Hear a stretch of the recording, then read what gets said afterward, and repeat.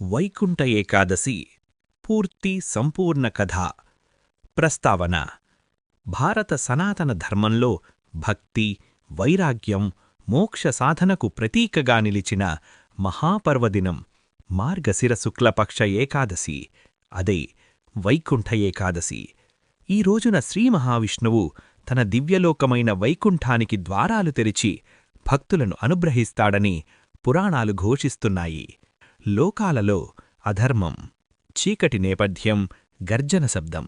ఒకప్పుడు మురా అనే మహాసురుని కుమారుడు మురాసురుడు తన అపార బలంతో 3 లోకాలను వణికించాడు. దేవతల యజ్ఞాలు భంగం చేశాడు, ఋషులను హింసించాడు.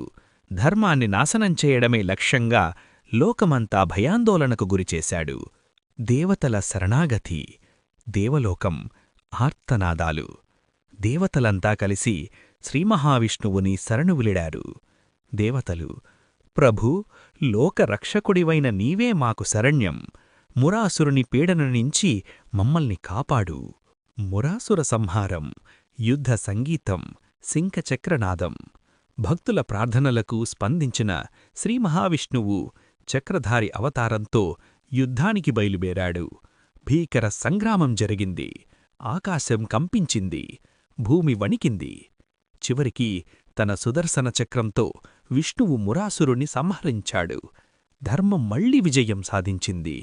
విష్ణువు విశ్రాంతి, శాంతమైన సంగీతం.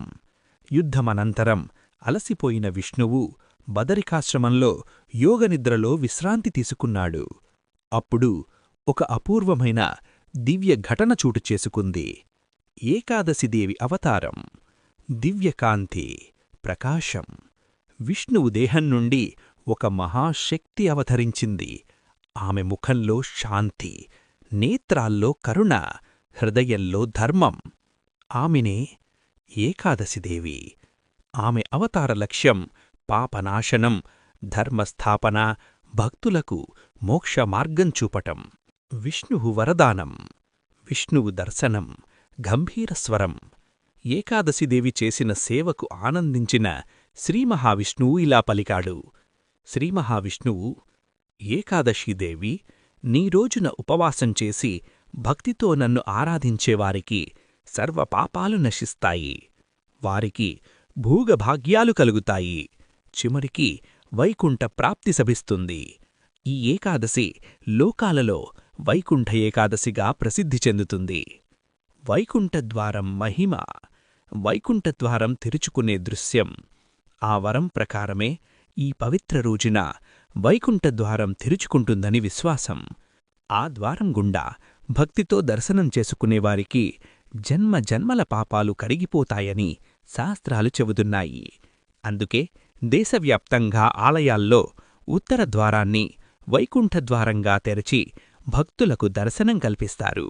భక్తుల ఆచరణ. వైకుంఠ ఏకాదశి రోజున భక్తులు నిర్జల లేదా ఫలాహార ఉపవాసం చేస్తారు. విష్ణు సహస్రనామం పఠనం చేస్తారు. భజనలు, కీర్తనలు ఆలపిస్తారు. అన్నదానం, వస్త్రదానం చేస్తారు.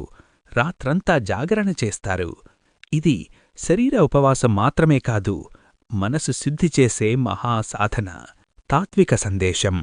వైకుంఠ ఏకాదశి మనకు చెప్పే సందేశం ఒక్కటే: ధర్మాన్ని ఆశ్రయించు, భక్తితో జీవించు, అహంకారాన్ని విడిచిపెట్టు, మోక్షమార్గంలో అడుగుపెట్టు.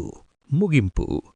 వైకుంఠ ఏకాదశి కేవలం ఒక పర్వదినం కాదు, అది ఆత్మను వైకుంఠం వైపు నడిపించే దివ్యద్వారం. ఈ పవిత్ర రోజున శ్రీమహావిష్ణువును మనస్ఫూర్తిగా స్మరిస్తే మన జీవితం ధన్యం.